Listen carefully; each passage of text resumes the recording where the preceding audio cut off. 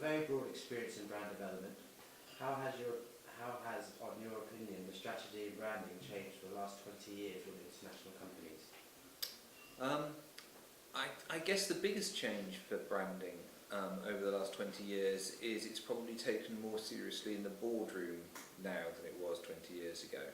I mean, international companies have always taken branding quite seriously, but it's always been the reserve of one small part of the organisation in terms of the marketing department. Whereas now, as I was really kind of saying in my talk, I think the board tends to take the growth of invisible or intangible or brand value rather more seriously than it was before. There was kind of a sea change with the launch of books like No Logo by Naomi Klein, when the world suddenly spotted that actually international boards were taking marketing much more seriously and brand value much more seriously. And so I think the wider public has now become more conscious of the fact that big international companies take branding more seriously than perhaps they did from a financial point of view 20 years ago. So I think the fact that it is taken more seriously and that people are more conscious of the fact that it's taken more seriously are probably the two biggest changes that I've seen. Consumers can now quite openly talk to me about brand value and why it matters and why companies are interested in it, which wouldn't have happened some years ago. Okay, thank you. Okay, do you have experience in collaborating with Russian companies, and how can you access Russian specialists in marketing and branding? Yes, we do have lots of experience in working with Russian companies. We've been working in Russia now for over 10 years, both with uniquely Russian companies, so brands like Aeroflot or Russian Standard, which we invented and produced from here for Russian markets, or with the international arms, the Russian arms of international companies, so something like Bacardi Martini or Pernod Ricard, where we've worked in Russia with their Russian-led operations. So kind of lots of experience working in the market in that way. What was the second half of the question? And how can you access Russian specialists in marketing and branding? Well, it's quite interesting. I think we're going to talk about this in a moment. But we have Russian specialists here in the London office, so people who speak Russia, who understand branding, and can act as a conduit between the two things. So there's kind of no shortage of resource, funnily enough, in London of kind of if you like specialist Russian branding expertise that we kind of bring in here. And I think it's very important if you're dealing with Russian clients that you have people in our office who understand both Russian culture, Russian language, but also the whole ethos of branding, and understand why we do the things that we do in order to make the process work more smoothly. So yes, we do have access to kind of Russian branding expertise, and we do it from here in London for the Russian market. And around, funny enough, about 80 or 90% of our business from here in London is international, so done for clients outside the United Kingdom, and of that, probably 30 or 40% is kind of Russian business. So we know what we're doing, and we know we have the expertise in that. Okay, great. Okay, could you provide examples of successful companies who have held the leading positions in world markets? Yes, I mean it's interesting, isn't it? In that I think if you kind of look in the most general sense at the most valuable companies in the world, there has been kind of a sea change in terms of those that are now using marketing and branding to kind of drive their companies to have a greater value. So it's generally agreed now that probably the most valuable brand in the world is Apple. I mean, we can argue about what it's actually worth in precise amounts, but the general truism that Apple is the most valuable brand in the world. And Apple is now sort of rivaling ExxonMobil as one of the two most valuable companies in the world. So over and above Apple's brand value, certainly the company as a whole is kind of competing with an oil giant, whereas 10 years ago that wouldn't have been the case. Companies that were marketing led on a global basis would not have been nearly so big. I mean, you could name lots of big global companies that were marketing led, so particularly the Nikes or Coats of this world, but suddenly the biggest company in the world is marketing led. That's quite a fundamental sea change in kind of of shows the difference, I think, between now and 10 years ago or 20 years ago. Okay. What is the main difference between European and Russian consumers? Yeah, it's funny. I've been talking about that internally. I mean, probably 10 years ago there were kind of lots and lots of difference in terms of the consumer, in that the whole advent of branding and advertising sort of existing within the market within Russia was relatively new. I mean, compared to sort of 50 or 60 or 70 years of brand consumerism over here in the UK.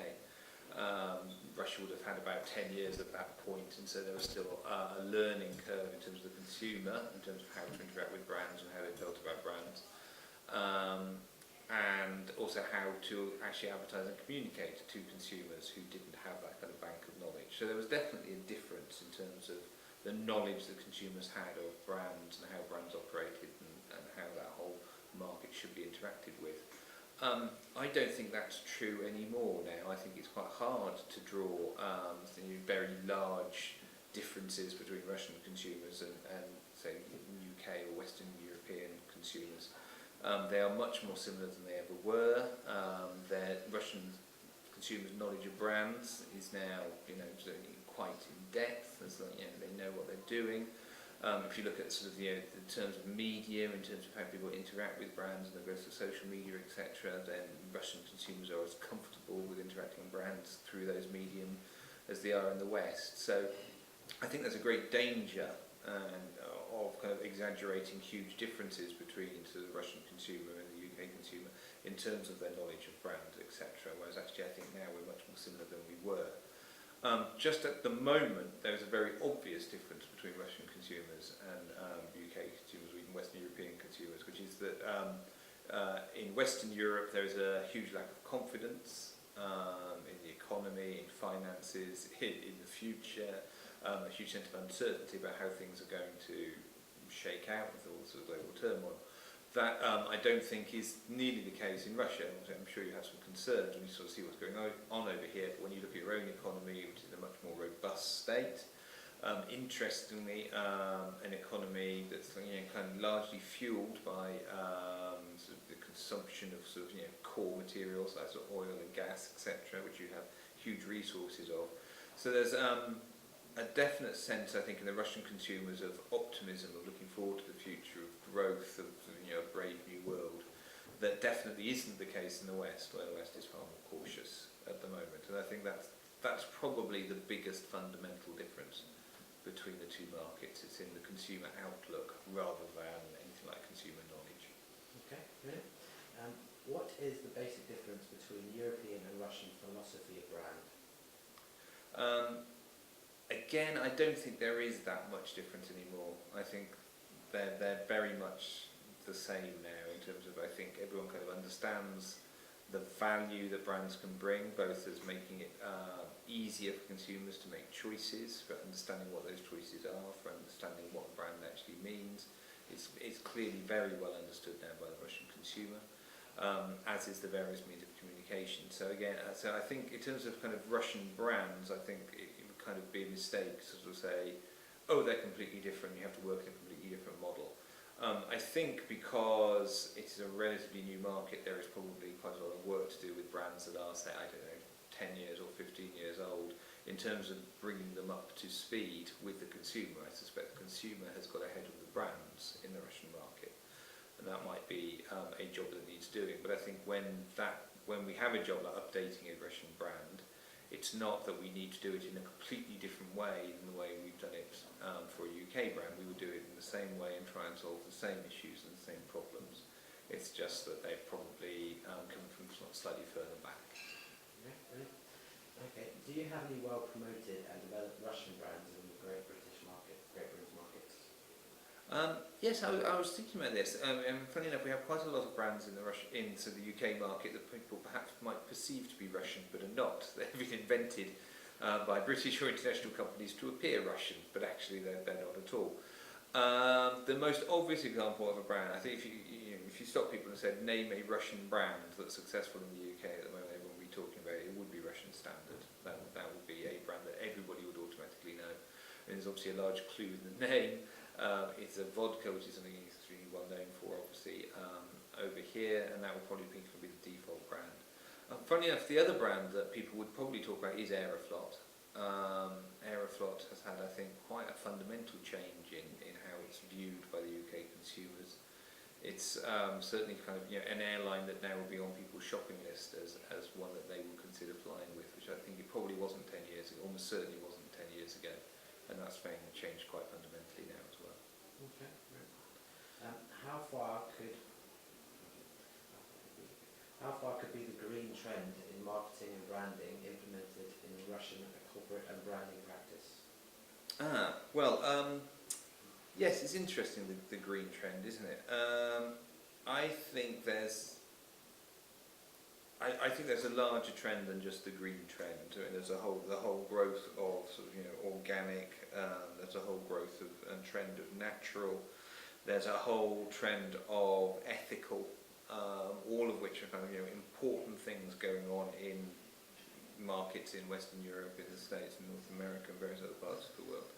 And so there's more to it than just being green or just being environmental. And I think all those trends, inevitably, as we sort of live in a global economy and start consuming global media, will become much more important and have to kind of be built into things that we are doing.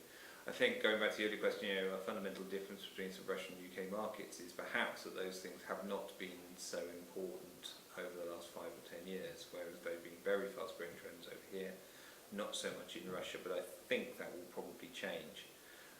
There is undoubtedly, and this is kind of what all my talk was about, a greater understanding and a greater desire amongst consumers globally for kind of intangible value, you know, getting value out of other things in life other than sort of kind of obvious wealth or obvious forms of consumption. And I think that will become a trend that will become more important. What forecast could you make about branding strategies in 2011 and 2012? 2011 to 2012. Yeah. Sorry. Okay, it's quite hard to make branding predictions for 2011, 2012, because it's quite short term for us. I mean, when we're developing branding strategies, we're talking 5 years or 10 years or 15 years. That's the sort of time we would expect our branding solutions to evolve and last for. So to say 2011, 2012 is quite short term. I mean, we can make some kind of broad generalisations about the trends in design at the moment, in terms of, you know, use of iconography, for example, is very popular over here in the West. But in terms of branding, I'd be looking sort of kind of much further ahead than that, in terms of 5 years, 10 years, 15 years.